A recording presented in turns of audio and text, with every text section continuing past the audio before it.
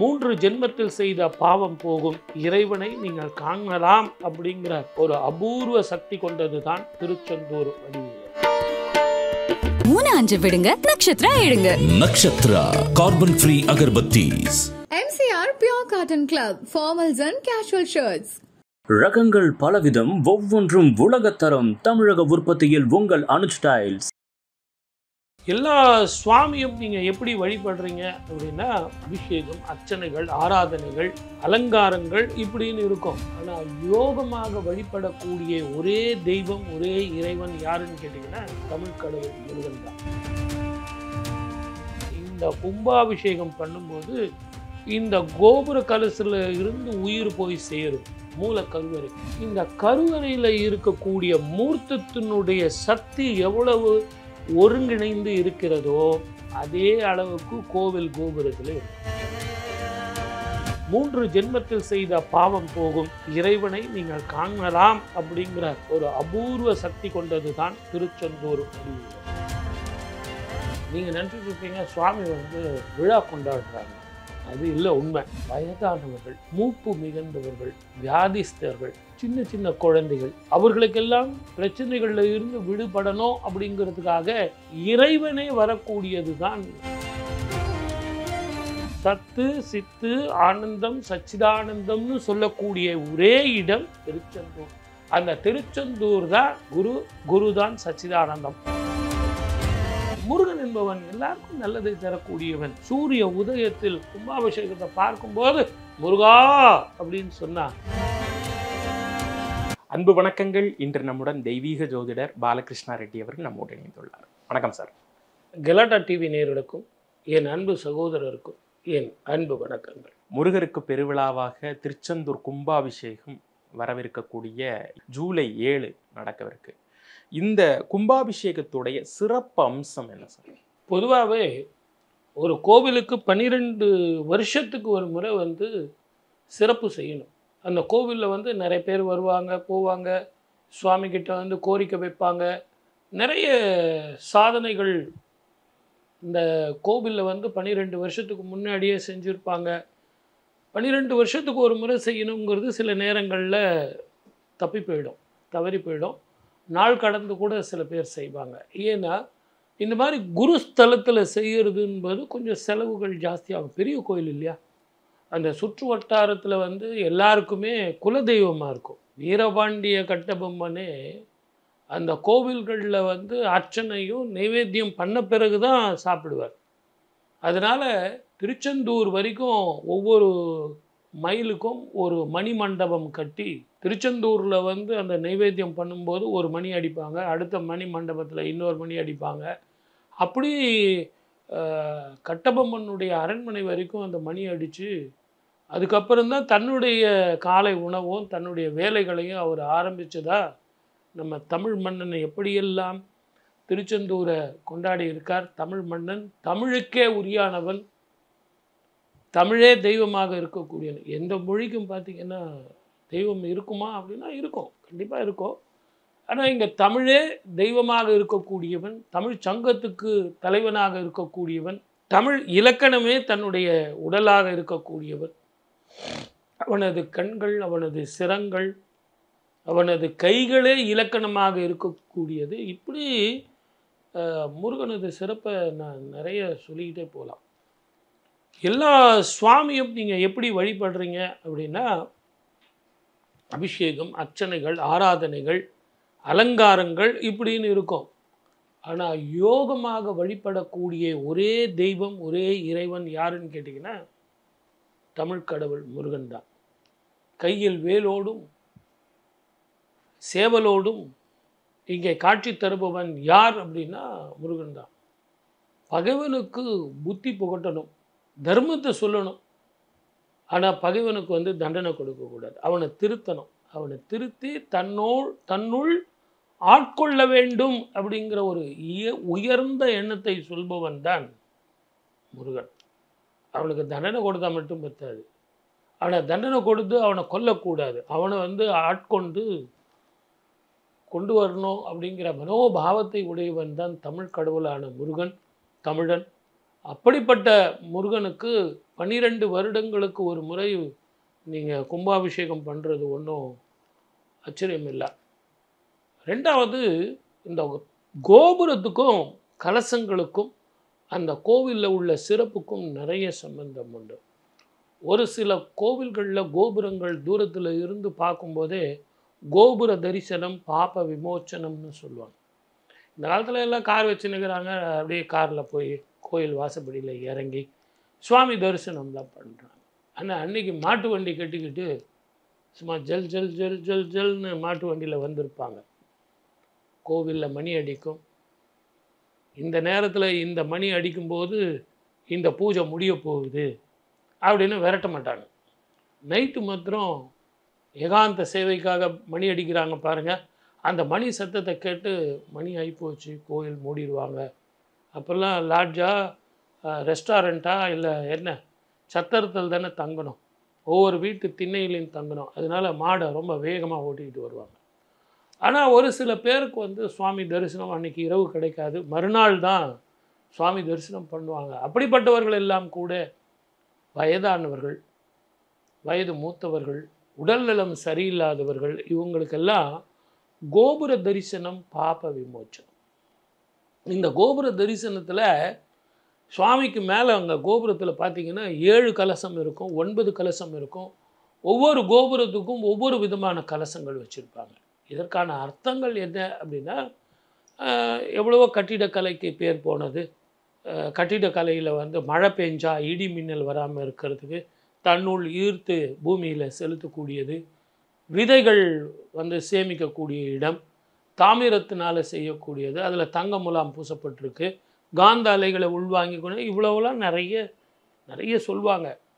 ஆனால் உண்மையிலேயே இதனுடைய உண்மையான அர்த்தம் என்ன அப்படின்னு கேட்டிங்கன்னா,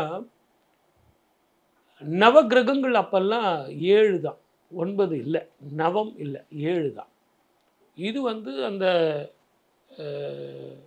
கடைஞ்சாங்க இல்லையா, அமிர்தம் கடையிறதுக்கு முன்னாடி 7 தான், ராகு கேது கிடையாது.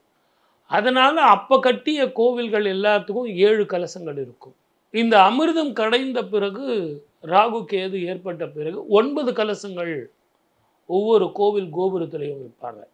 அப்போ 7 கலசங்கள் இருக்கிறதுங்கிறது ரொம்ப தொன்மையானது, பழமையானது, மிக மிக பழமையானது. அந்த அமிர்தம் கடையிறதுக்கு முன்னாடியே உள்ள கோவில் அப்படின்னு நம்ம எடுத்துக்கலாம். அதற்கு பிறகு இந்த 9 கலசங்கள், இப்போ லேட்டாக வந்தவங்க அவங்க எல்லாம் கோபுர தரிசனம் பார்த்து சுவாமியினுடைய அருட்கடாட்சம் கிடைக்கும். இது எதுக்காக அதை சொன்னாங்க அப்படின்னு கேட்டிங்கன்னா, இந்த கும்பாபிஷேகம் பண்ணும்போது இந்த கோபுர கலசில் இருந்து உயிர் போய் சேரும் மூல கருவறைக்கு. இங்கே செய்யக்கூடிய அபிஷேகங்கள் மட்டுமல்ல, ஆகாயத்தில் இருக்கக்கூடிய, நீங்கள் அதனால்தான் பார்த்தீங்கன்னா பருந்து நிற்கும். பருந்து அந்த நேரத்தில், சரியான நேரத்தில் நிற்கக்கூடிய ஒரு அபூர்வ கும்பாபிஷேகம் தான் எல்லா கோவில்கள்லையும். அப்படி இந்த கருவறையில் இருக்கக்கூடிய மூர்த்தத்தினுடைய சக்தி எவ்வளவு ஒருங்கிணைந்து இருக்கிறதோ அதே அளவுக்கு கோவில் கோபுரத்தில் இருக்கும். அந்த கருவறையினுடைய சக்தி முழுவதும் இந்த கோபுரத்தில் வியாபித்து இருக்கும். நீங்கள் நினச்சிட்டு இருக்கீங்க சுவாமி இப்போ காஞ்சிபுரத்தில், திருச்செந்தூர்லலாம் பார்த்தீங்கன்னா டெய்லி சுவாமி நகர் உள்ளா வருவார், மாட வீதிகளுக்கு வருவார், அவருக்கு எல்லையெல்லாம் போய் பார்த்துட்டு வருவார். நீங்கள் நினச்சிட்டு இருப்பீங்க சுவாமி விழா கொண்டாடுறாங்க. அது இல்லை உண்மை. உண்மை என்னன்னு கேட்டிங்கன்னா, வயதானவர்கள், மூப்பு மிகுந்தவர்கள், வியாதிஸ்தர்கள், சின்ன சின்ன குழந்தைகள், என்னால் கோவிலுக்கு போக முடியலங்க, எனக்கு சுகர் ஓவராக இருக்குங்க, என்னால் நடக்கவும் முடியலங்க, வியாதியினுடைய கஷ்டம். சில பேர் பெட்ரிடனாக இருப்பாங்க, சில பேர் உயிருக்கே போராடிட்டு இருப்பாங்க, ஆக்சிடென்ட்ஸ் இருக்கும். இப்படிப்பட்டவர்களுக்கெல்லாம் இறைவனது கருணை வேண்டும், இறைவனது திருமுகத்தை பார்க்கணும்னு சொல்லிட்டு தினம் தினம் சுவாமி வீட்டுக்குள்ளே வருவார், ஊருக்குள்ளே வருவார். ஒவ்வொரு வீட்டிலையும் நின்று கற்பூர ஆரத்தி நைவேத்தியம் பண்ணிக்கிட்டு போவார். அருட்கடாட்சம் கிடைக்கும். அவர்களுக்கெல்லாம் அந்த வியாதியில் இருந்தும், கடனில் இருந்தும், பிரச்சனைகளில் இருந்து விடுபடணும் அப்படிங்கிறதுக்காக இறைவனே வரக்கூடியது தான் இந்த நகர்வலம். திருச்செந்தூர் ஆலயம் அப்படின்னு சொன்ன உடனே அதனுடைய வரலாறு இருக்குல்ல சார், சூரபத்மனுடைய வதம் அதுதான் வந்து பிரதானமான ஒரு விஷயம்னு சொல்லுவாங்க. அந்த வரலாறு இருக்கக்கூடிய ரகசியங்கள், இன்னும் நம்ம தெரிய வேண்டிய விஷயங்கள் என்னென்ன? இந்த சூரபத்மன் வந்து எதிரியை வந்து வெல்வது, நியாயத்தை நிலைநாட்டுவது, தர்மத்தை நிலைநாட்டுவது, இதெல்லாம் அந்த யுக தர்மத்தில் செஞ்சது. சஷ்டி விரதம் இன்றைக்கும் இருந்து எதிரிகள் தொல்லை போகணும், வியாதி போகணும் அப்படிங்கிறவளுக்கு கந்த சஷ்டி பாராயணம், கந்த சஷ்டி படிக்கிறேன்னு சொல்லக்கூடாது, கந்த சஷ்டி பாராயணம், கந்தா, கடம்பா, முருகா, வடிவேலா, இதெல்லாம் நீங்கள் வாய் விட்டு சொல்லலாம். கந்தனின் மந்திரத்தை வாய் விட்டு சொல்லலாம். சடாட்சர மந்திரத்தை வாய் விட்டு சொல்லக்கூடாது, மௌனமாக சொல்லணும். மௌனமாக ஓம் சரவணபவாய நமக, ஓம் சரவணபவாய், இது கூட சந்து வரக்கூடாது. அந்த உதடு கூட அசைகிறது தெரியக்கூடாது. மௌனியாக மௌனமாக உச்சாடனம் செய்ய வேண்டும். ஏன்னா முருகனை வழிபடும் போது இந்த சடாட்சர மந்திரத்தை உபதேசம் செய்தால் எதிரிகள் தொலைந்து போவார்கள், பஞ்சாக பறந்து போவார்கள். சடாட்சர மந்திரத்தை வைத்து தான் முருகனே வெற்றி பெற்றான். ஆகவே இது ரொம்ப பவித்திரமான மந்திரம். கந்த சஷ்டி கவசத்தில் எதிரிகளை வெல்வதற்காக இந்த மந்திரங்கள் எல்லாம் உபயோகப்பட்டது அப்படிங்கிறது ஒரு தாந்திரிகமான ஒரு ரகசியம். ஆனால் இந்த கோவிலுடைய உண்மையான வரலாறு என்னன்னு கேட்டிங்கன்னா, டச்சுக்காரர்கள் இங்கே வந்து இந்த ஊரை விட்டு வெளியே போகும்போது இந்த சுவாமி முருகனுடைய சிலையும் எடுத்துகிட்டு போயிடுறாங்க. நடு வழியில் போன உடனே கப்பல் வந்து அடாத மழை, பேய் மழை, கப்பல் நகரவே மாட்டேங்குது. டச்சுக்காரர்கள் உடனே ஒரு சின்ன ஒரு சந்தேகம் வந்துடுது. ஒருவேளை நம்ம இந்த முருகனை எடுத்துகிட்டு வந்ததுனால தான் இந்த பயணம் இவ்வளவு கடுமையாக இருக்கோ. கூப்பிட்டான், யாரா அவன்? முதல்ல அந்த சிலையை நம்ம எடுத்துகிட்டு வந்தோம்ல, எடுத்து கடலை போட்டுருந்தான். ஐயா, நம்ம எவ்வளோ கஷ்டப்பட்டு எடுத்துகிட்டு வந்தோம், அதை போய் சொல்கிறத செய்டா, முதல்ல தூக்கி போடுறா. தூக்கி போட்டான். தூக்கி போட்ட உடனே கடல் அலைகள் அமைதி ஆயிடுச்சு. இவனுடைய பயணத்தை தொடர்ந்து போயிட்டான். ஆனால் இந்த கடல் உள்ள போன முருகனது சிலை எங்கே இருக்குன்னு யாருக்கு தெரியும்? அங்கே கோவில் இல்லை. அப்போ அந்த கோவில் தர்மகர்த்தாவுக்கு இரவில் வந்து கனவுல சொல்கிறார், நேத்திரக்கணின்னு சொல்லக்கூடிய எலுமிச்சம்பழத்தை தூக்கி போடுங்க, அது எங்கே போய் நிற்கிதோ அந்த இடத்துக்கு கீழே நான் இருக்கேன், என்னை எடுத்து மறுபடியும் யதாஸ்தானத்தில் வைங்க அப்படின்னு முருகனே வந்து சொல்கிறார். இது நடந்தது இந்த கலியுகத்தில். நீங்கள் சூரசம்ஹாரம் பண்ணது அந்த காலத்தில் யுக தர்மத்தை சொல்கிறீங்க, அதை இன்னும் நம்ம ஃபாலோ பண்ணிகிட்டு இருக்கோம். ஆனால் தன்னையே சுட்டி காட்டியவன் யுக தர்மத்தில் இப்போவே கலியுகத்தில். அப்போ அவர் சொல்கிறார், காலையில் எழுந்து, ஐயா எனக்கு இந்த மாதிரி கனவு வந்தது, இந்த நேத்திரக்கனி எலுமிச்சம்பழத்தை தூக்கி போடுங்க, அது எங்கே போய் நிற்கிதோ அந்த இடத்துக்கு கீழே நம்ம இறங்கி பார்த்தோம்னா முருகன் சிலை இருக்குது. அதே மாதிரி தூக்கி போடுறாங்க. கடலுக்கு நடுவில் போய் இது நிற்கிது. அந்த இடத்துல கடலில் முழுகிறவங்களை போய் கூப்பிட்டு உள்ளே பார்த்தா சுவாமி இருக்கார். சுவாமியை எடுத்துகிட்டு வந்து ஸ்தானத்தில் வந்து பிரதிஷ்டை செய்தது தான் இப்போ இருக்கிற அந்த முருகன் சண்முகர். அப்படிப்பட்ட ஒரு அபூர்வமான திருக்கோவில், அவ்வளவு சக்தி வாய்ந்த திருக்கோவில், தன்னை தானே வெளிப்படுத்தி கொண்ட கோவில், பிரமாதமான கோவில். முருகனை எப்படி வழிபடணும்னா ஒரு கணக்கு இருக்கு. சிந்தையில் நிறுத்தி மனதால் உருகி உடல் வருத்து இறைவனை வழிபடணும். சிந்தையில் நிறுத்தணும். ஏன் சொல்லுங்க? 6 ஆதாரங்களை நாகரூபமாக மேற்கொண்டு மேலே ஏத்தனம். யோகத்தில் பிறந்தவன் முருகன், யோக ரூபமாக இருப்பவன் முருகன். யோக ரூபமாக மேலே எழுப்பணும். ஒவ்வொரு ஆதாரத்திலையும் நிலைநிறுத்தி சகசிரம் அப்படிங்கிற இந்த மேலு கொண்டு அதை எழுப்பும்போது இறைவனை நீங்கள் காணலாம். அறுபடை வீடு தரிசனமே இந்த சக்கரங்களின் சக்கரங்கள் தான். நீங்கள் முருகனை வழிபடணும் அப்படின்னா மந்திரங்கள் சொல்கிறேன், தாந்திரிகம் சொல்கிறேன், சஷ்டி சொல்கிறேன், அப்படிங்கிறத விட இறைவன் எங்கே குடியிருக்கிறான்? உங்கள் உடம்பிலேயே முருகன் இருக்கிறான், ஆதார ரூபமாக இருக்கிறான். ஆஞ்சை சக்தியில் கொண்டு வந்து அவனை சகசர ஹாரத்தில் எடுத்துட்டு வந்து நிறுத்திட்டீங்க அப்படின்னா 3 ஜென்மத்தில் செய்த பாவம் போகும், இறைவனை நீங்கள் காணலாம் அப்படிங்கிற ஒரு அபூர்வ சக்தி கொண்டது தான் திருச்செந்தூர் வடிவேலர். சார், திருச்செந்தூரை வந்து குருஸ்தலம் அப்படின்னு சொல்லுவாங்க. அப்போ அந்த குருஸ்தலம், ஆனால் அங்கே முருகர் கோயில் தான் வந்து பிரதானமானது. அதையும் தாண்டி முருகர் பூஜித்த பஞ்சலிங்கங்கள் அங்கே இருக்குது அப்படின்லாம் சொல்லுவாங்க. ஸோ இந்த காம்போ இருக்குல்ல சார், இது எப்படி சார்? ஜோதிட ரீதியாக பார்த்தீங்கன்னா இந்த திருச்செந்தூருக்கும் ஜோதிடத்துக்கும் நிறைய சம்பந்தம். குருஸ்தானம் அப்படின்னா நீங்கள் குருவுக்கு வந்து தட்சிணாமூர்த்திக்கு தான் நாங்கள்லாம் பலன்கள் பரிகாரங்கள் சொல்லுவோம். ஆனால் குருவே இங்கே தந்தைக்கே மந்திரத்தை சொன்ன குரு யாருன்னு கேட்டிங்கன்னா முருகன் தான்.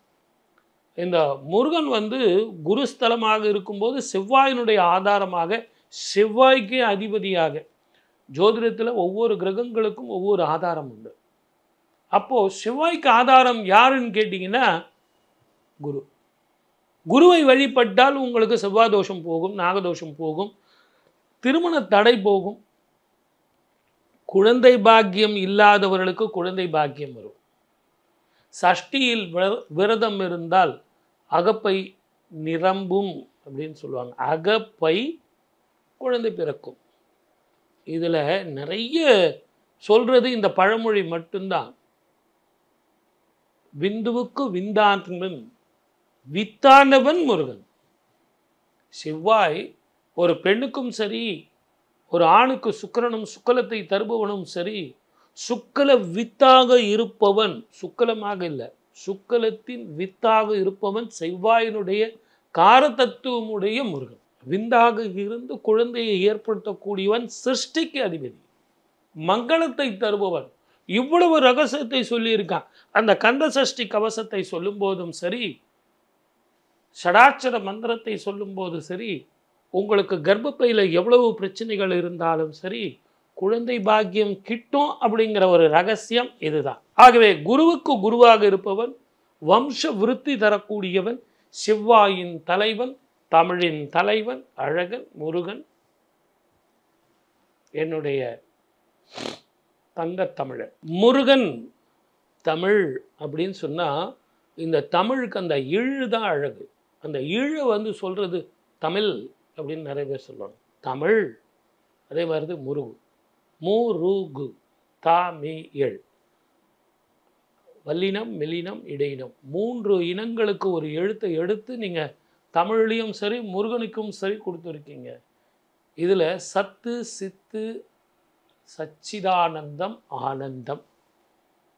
சத்து அப்படின்னு கேட்டிங்கன்னா சிவன், அவனுடைய இடம் சிதம்பரம். சித்து அப்படின்னா சக்தி, அவளுடைய இடம் மதுரை. ஆனந்தம் அப்படின்னு சொன்னால் அவனுடைய இடம் முருகன், திருச்செந்தூர். அது சச்சிதானந்தம். சத்து சித்து ஆனந்தம் சச்சிதானந்தம்னு சொல்லக்கூடிய ஒரே இடம் திருச்செந்தூர். அந்த திருச்செந்தூர் தான் குரு, குரு தான் சச்சிதானந்தம். சர்வ ஆனந்தத்தை தரக்கூடியவன் குரு. ஆக சிருஷ்டி ஆனந்தம் இதையெல்லாம் தரக்கூடியவன் குருவை தவிர வேற யார் இருக்க முடியும்? இப்போ சொல்லுங்க, அது குருஸ்தலம் தானே. இப்போ திருச்செந்தூர் கும்பாபிஷேகம் அந்த நேரம் அப்படிங்கிறது வந்து இப்போது ஒரு பெரிய சர்ச்சையாச்சு. உச்சநீதிமன்றம் வரை போய் வந்து கிளாரிஃபிகேஷன் கேட்டாங்க. உச்சநீதிமன்றம் வந்து மறுப்பு தெரிவிச்சிட்டாங்க. இதிலெல்லாம் நாங்கள் தலையிட முடியாது, எந்த நேரத்தில் அவங்க வந்து குறிப்பிட்டிருக்காங்களோ அறநிலையத்துறை அந்த நேரத்தில் தான் வந்து நடக்கும் அப்படின்னு சொல்லிட்டு. இந்த 6 மணி, காலை 6 மணி அப்படிங்கிறது அதில் என்ன சாமிங்க, அது ஒரு தகுந்த நேரம் தானே? பொதுவாகவே கோர்ட்டு உத்தரவுப்படி நடக்கிற விஷயத்தில் நம்ம பேசுகிறதுக்கு நமக்கு தகுதியோ உரிமையோ கிடையாது. ரெண்டாவது, கோர்ட்டு சொல்லிட்டாங்க சார், அது நல்லதோ கெட்டதோ அப்படி தான் கேட்டுக்கோமே. அது மட்டும் இல்லை, 6 மணி சரியான நேரம் தானே. காலையில் 6 மணி சூரிய உதயம், சரி. ரெண்டாவது, ஒரு நீதிபதி சொல்லிட்டாரு அப்படின்னா மாற்று கருத்து இருந்தாலும் வேதங்கள்லையோ தத்துவங்கள்லையோ அல்லது வழிபாட்டு முறையிலேயோ அல்லது கும்பாபிஷேக முறையிலேயோ உங்களுக்கு இருந்தால் கூட முருகனே சொன்னதாக எடுத்துங்களேன். நீதிபதி சொன்னார், நீதிபதியை முருகனாக வந்து சொல்கிறாருன்னு எடுத்துங்களேன். நல்லதோ கெட்டதோ, நீதிமான், நியாயத்தை சொல்பவன், தர்மத்தை சொல்பவன், யுக தர்மவாதி. அப்போ நம்ம அதை எடுத்துக்கலாமே. அதை எடுத்துக்கிட்டால் நமக்கு வாழ்க்கையில் சந்தோஷம் தானே கிடைக்கும். ரெண்டாவது, முருகன் என்பவன் எல்லாருக்கும் நல்லதை தரக்கூடியவன். சூரிய உதயத்தில் கும்பாபிஷேகத்தை பார்க்கும்போது முருகா அப்படின்னு சொன்னால் வாழ்க்கையில் எல்லா வெற்றியும் கிடைக்கும். நம்பிக்கை தானே சார் வாழ்க்கை. சந்தோஷமாக செய்வோம் சார், சந்தோஷமாக கொண்டாடுவோம் சார். பிரிவினையை விடுவோம், அதில் உள்ள குதர்க்கங்களை விடுவோம், அதில் உள்ள பிரச்சனைகளை மட்டும் தேராதீர்கள். நன்மையை தேடுங்கள். உலக நன்மை, உலக சந்தோஷம், இதுதான் சார் வாழ்க்கையில் வேணும். வேற என்ன சார் வேணும்? சாமானிய மக்கள் எந்த அளவுக்கு அதிகமாக ஒரு திருத்தலத்துக்கு போகிறாங்க, அந்த திருத்தலம் ரொம்ப தூரத்தில் இருக்குது. இப்போ சென்னையை வந்து கம்பேர் பண்ணுறப்ப சவுத் எண்டில் திருச்செந்தூர் இருக்குது. அப்படிங்கிறப்பவும் நிறைய செலிப்ரிட்டிஸ் போகிறாங்க, குறிப்பாக அரசியல்வாதிகள். இப்போது குருஸ்தலத்தில் வந்து கும்பாபிஷேகம் அப்படிங்கிறப்ப அரசியல் ரீதியான மாற்றங்களை நோக்கி காலம் நகர்ந்துக்கிட்டு இருக்க வேளையில் இந்த குருஸ்தலத்தில் கும்பாபிஷேகத்துக்கும் அரசியல் ரீதியான ஆட்சி மாற்றத்துக்கும் ஏதாவது தொடர்பு இருக்கா? பொதுவாகவே இந்த கும்பாபிஷேகம் அப்படிங்கிறது முதல்ல இந்த கோவில கட்டடக்கலைக்கு மிக பிரசித்தமானது. இப்போ நீங்கள் வந்து மெட்ராஸ்லலாம் பார்த்தீங்கன்னா கடற்கரை ஓரமாக வீடு கட்டிக்கிட்டு, சார் நான் எங்கள் வீட்டில் இருந்து டால்ஃபின் பார்த்துக்கிட்டு இருக்கேன், அதெல்லாம் அப்படியே காலையில் போகுது சார் அப்படின்னு சொல்கிறாங்க. அன்னைக்கு பார்த்திங்கன்னா எவ்வளோ வெள்ளம் வந்தாலும் அந்த கோவிலுக்குள்ளே வராமல் வெளியே நிற்கக்கூடிய அளவுக்கு மிக பிரமாதமான கட்டிடக்கலையை செய்திருக்காங்க அப்படின்னா அவங்கள நம்ம பாராட்டணும்.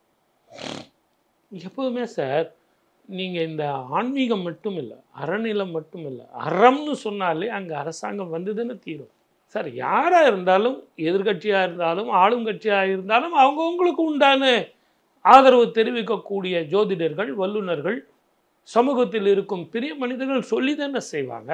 சார் நீங்கள் இந்த நேரத்தில் இப்படி செஞ்சால் சார் நல்லது தானே சார் செய்கிறாங்க, அது ஒன்றும் தப்பு இல்லைங்களே.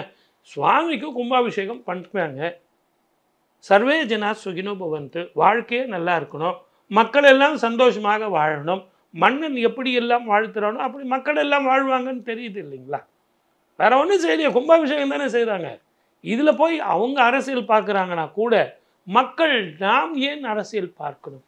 ஏதோ ஒன்று முருகனுக்கு 12 வருஷத்துக்கு ஒரு முறை செய்கிறாங்க, எதிர்வரும் அவங்க எலெக்ஷனை வந்து மனசில் வச்சு செய்கிறாங்களா, இல்லை வெற்றி பெறுவதற்கு செய்கிறாங்களா, இதில் ஏதாவது ஒன்று இருக்குமான்னு அதில் நம்ம அரசியல் பார்க்குறத விட நாம் ஆன்மீகவாதிகள் ஆன்மீகத்தை மட்டும் பார்ப்போம், முருகனை பார்ப்போம், சண்முகனை பார்ப்போம், கந்த சஷ்டி கவசம் சொல்வோம், மௌனமாக ஷடாட்சர மந்திரத்தை பேசுவோம், சொல்லுவோம், வாழ்க்கையில் வெற்றி பெறுவோம். கும்பாபிஷேகம் நடக்கிறதுங்கிறது நல்ல ஞாபகம் வச்சுங்க சார். அங்கே மேலே இருந்து கும்பத்தில் இருந்து நீர் கொட்டும்போது உங்களை நீங்களே அபிஷேகம் செஞ்சுக்கிறீங்க. இதை எப்படியும் டிவியில் பார்க்க போகிறீங்க, யூடியூப்பில் பார்க்க போகிறீங்க, உங்கள் வீட்டில் உட்காந்துபடி ரொம்ப பிரமாதமாக நீங்கள் இதெல்லாம் பார்க்க போகிறீங்க. கும்ப அபிஷேகம், கும்பாபிஷேகம் இதை செய்யும்போது தேவாதிர்கள் எல்லாருமே வந்து அந்த இடத்துல ஒன்று கூடுவார்கள். முருகனை மட்டுமல்ல, முருகனும் சேர்ந்து நம்மளை வாழ்த்துவாங்கங்கிறது தானே ஒரு சின்ன சூட்சுமம். ஆகவே ஆன்மீக ரீதியாக இதை பார்க்க வேண்டும் அப்படிங்கிறது தான் என்னுடைய சின்ன வேண்டுகோள். சத்ரு சம்ஹார யாகம் திருச்செந்தூரில் பார்த்துருக்கோம். இதுக்கு முன்னாடி பெரிய பெரிய அரசியல்வாதிகள், தலைவர்கள் எல்லாருமே இந்த சத்ரு சம்ஹார யாகம் வந்து பண்ணியிருக்காங்க. சாமானிய மக்களும் நிறைய பண்ணுறாங்க. இந்த சத்ரு சம்ஹார யாகம் திருச்செந்தூரில் பண்ணுறதுக்கான தாற்பயம் என்ன? பொதுவாகவே சத்ரு சம்ஹாரம், சம்ஹாரம் அப்படிங்கிறது உண்மையிலேயே அர்த்தம் வேற, கொல்றதுங்கிறது இல்லை. இது கூட அங்கே பண்ணுறாங்க, போகிறாங்க, வராங்கன்னு நீங்கள் சொல்கிறீங்களே ஒழிய சத்ரு கொல்லணும், சத்ருவை வந்து வெல்லணும் தான் நம்ம பார்க்கணுமே ஒழிய கொல்லணும்னுங்கிறது இல்லை. ஏன்னா முருகன் வந்து தாரகாசூரனையும் சரி எல்லாரையுமே வதம் செய்யலை, அவங்கள அதை புரிய வச்சு தான் செய்வது தவறுன்னு தெரிஞ்ச பிறகு வேப்ப மரமாகவும் கோழியாகவும் தன்னை மாற்றிக்கொண்டு இறைவனுக்கே வந்து வாகனமாகவும் மயிலாகவும் கோழியாகவும் சேவர் கொடியோனாகவும் ஆட்கொண்டார். தடுத்து ஆட்கொள்வது எப்படி அப்படிங்கிறது, நீங்கள் எதிரியை கூட தன்வயப்படுத்துவது யார் அப்படின்னா முருகன் தான். அதனால்தான் அவருக்கு பேர் என்ன? குரு. குருவுக்கு கொல்ல தெரியாது, குருவுக்கு சம்ஹாரம் பண்ண தெரியாது, குருவுக்கு வந்து கட்டி பிடிச்சி தனக்குள் இருத்தி கொள்வான். அதனால் சண்மதி முருகன். ஆகவே இங்கே இரண்டு வகையான முருகனை நீங்கள் பார்க்கக்கூடியவர். தமிழாக இருந்தால் கூட சுப்பிரமணியம் சுப்பிரமணியம் கிடையாது. நம்ம பேசும்போது சுப்பிரமணியம் அப்படின்னு நம்ம பேசுகிறோம். தனியாக இப்ரமணியம் சுப்பிரமணியம். அதனுடைய அர்த்தம் ஒரு நாளைக்கு நான் உங்களுக்கு சொல்கிறேன். மிகப்பெரிய அர்த்தத்தில் இருக்கக்கூடியவன், நாகமாக இருக்கக்கூடியவன், நாக ரூபமாக இருக்கக்கூடியவன். நீங்கள் நிறைய பேர் சொல்லுவாங்க தமிழுக்கு மட்டும்தான் தலைவன், மற்ற ஸ்டேட்டில் இருக்கா, வெளிநாட்டில் இருக்கா, வெளி மாநிலத்தில் இருக்கா, வெளி ஊரில் இருக்கா அப்படின்லாம் கேட்பாங்க. பெங்களூரில் போனீங்கன்னா சுப்பிரமணியம்னு சொல்லி இருக்கும். ஆந்திராவில் போனீங்கன்னா சுப்பிரமணியம் நாக வழிபாடாக இருப்பார். வடநாட்டில் போனீங்கன்னா நாக ரூபமாக வழிபடக்கூடியவர்கள், நாக தோஷத்துக்காகவும் நாக ரூபமாகவும் வழிபடக்கூடியவர்கள், நாக பஞ்சமி வசந்த பஞ்சமியிலெல்லாம் வழிபடக்கூடியவர்கள் சுப்பிரமணியமாக இருப்பார்கள். உலகம் முழுவதும் வியாபித்து இருக்கக்கூடியவன் முருகன். ஆகவே இதில் நீங்கள் ஒரு சத்ரு சம்ஹாரம் அப்படின்னு சொன்ன உடனே சத்ருவையும் மாற்றி அணைத்து கொள்ளக்கூடிய ஒரு மார்க்கத்தை தந்தவன் முருகன். சத்ரு சம்ஹாரம் பண்ணுறதுனால எதிரிகள்லாம் ஒழிஞ்சு போயிட்டாங்கப்பா, அப்படி கிடையாது. எதிரிகளுக்கு புரிய வைக்கிறாங்க, எதிரிகளுக்கு சொல்கிறாங்க என்னுடைய கருத்து, என்னுடைய குறிக்கோள், என்னுடைய எதிர்பார்ப்பு, நான் நடத்துவது என்ன அப்படிங்கிறது எதிரியும் புரிந்து கொண்டால் அவனும் தன்னோடு சேர்ந்து விடுவான். அப்படிங்கிறது தான் சத்ரு சம்ஹாரம் அப்படிங்கிற அந்த இயல்பு. இதை நம்ம புரிஞ்சுக்கிட்டோம்னா திருச்செந்தூரில் வேல் வேல் வெற்றி வேல், ஞான வேல், சக்தி வேல், அன்னை தந்த வேல், இது ஆக்கும் வேல், விழிப்பு தரக்கூடிய வேல், உருவாக்கக்கூடிய வேல், வெற்றி தரக்கூடிய வேலாக அமையும். திருச்செந்தூர் கும்பாபிஷேகத்துக்கு எல்லாரும் போக முடியாது. கிட்டத்தட்ட 20 லட்சம் மக்கள் கூட போகிறாங்க அப்படின்னு முன்னாடியே செய்திகள்லாம் வருது. அப்போது வீட்டில் இருந்துகிட்டே முருகப்பெருமானே அன்றைய தினம் நம்ம எப்படி ஒரு வழிபாடு செய்யணும்னா, இப்போ கும்பாபிஷேகத்தை மனதில் வைத்து அன்றைய தினம்? ரொம்ப பிரமாதமான ஒரு கேள்வி. ஏன்னு கேட்டிங்கன்னா, பொதுவாகவே எனக்கு கூட ஆசை இருக்குது சார், நான் கிட்ட போய் பார்க்கணும். எல்லாரும் எப்படி போய் கிட்ட போய் பார்க்க முடியும்? முருகா முருகா முருகான்னு போனால் அது அரசாங்கமாகட்டும், அந்த நிர்வாகமாகட்டும், எல்லாருக்கும் எப்படி வழி கொடுக்க முடியும்? ஒரு சில பேர் விட்டு கொடுத்தா தான் சரிங்க நீங்கள் போய் பாருங்கள் அப்படின்னு நம்ம டிவியில் பார்க்குறதோ, அல்லது வீட்டிலேயே எளிமையாக இந்த கும்பாபிஷேகம் உண்டான பலன் தரக்கூடிய பூஜைகள் செய்வதோ ரொம்ப அற்புதமான பலன் தரும். என்னன்னு கேட்டிங்கன்னா, முருகன் அப்படின்னாலே கார்த்திகை பெண்கள் 6 பெண்களோடு முருகன் கனலில் உருவாகி புனலில் வளர்ந்து இப்படி வளர்ந்தவன் தான் என்னுடைய கந்தன், இல்லைங்களா? அதனால் உங்கள் வீட்டில் 6 அகல் விளக்கு எடுத்துங்க. 6 அகல் விளக்குலேயும் வெற்றிலை மேலே பசும் சாணத்து மேலே நீங்கள் வச்சு 6 விளக்கு ஏற்று கார்த்திகை பெண்களிடம் வளர்ந்த கார்த்திகையாக ஜோதி ஸ்வரூபமாக நீங்கள் பார்த்து 6 விளக்கையும் ஒரு சேர வச்சு நீங்கள் தேனும் தினைமாவும் வீட்டில் வச்சு வழிபட்டு எல்லாருக்கும் தானம் பண்ணி நீங்களும் சாப்பிட்டீங்க அப்படின்னா திருச்செந்தூருக்கு சென்று பார்த்த கும்பாபிஷேகத்தினுடைய பலனை வீட்டிலேயே நீங்கள் அனுபவிக்கலாம். நிறைய விஷயங்கள் பகிர்ந்துக்கிட்டீங்க சாமி, ரொம்ப நன்றி. இப்படி ஒரு வாய்ப்பும், தேன் இனிக்கும் சர்க்கரை இனிக்கும்னு நான் போய் சொல்லணுமா? இருந்தாலும் நீங்களும் சொல்லுங்கன்னு இவ்வளவு பெரிய விழாவில் ஒரு சிறு தொண்டனாக என்னையும் சேர்த்த கெலாட்டா டிவைன் நேயர்களுக்கும் என் அன்பு சகோதரருக்கும் என் வாழ்நாள் முழுவதும் என் நன்றியை தெரிவித்துக் கொண்டு வாய்ப்பளித்த உங்கள் அத்தனை பேருக்கும் நன்றி. வணக்கம். சர்வே ஜனா சுகினோ பவந்து. 3-5 விடுங்க, நட்சத்திரா எடுங்க. Nakshatra carbon free agarbattis. MCR Pure Cotton Club formals and casual shirts. ரகங்கள் பலவிதம், ஒவ்வொன்றும் உலகத்தரம். தமிழக உற்பத்தியில் உங்கள் அனுஜ் ஸ்டைல்ஸ்.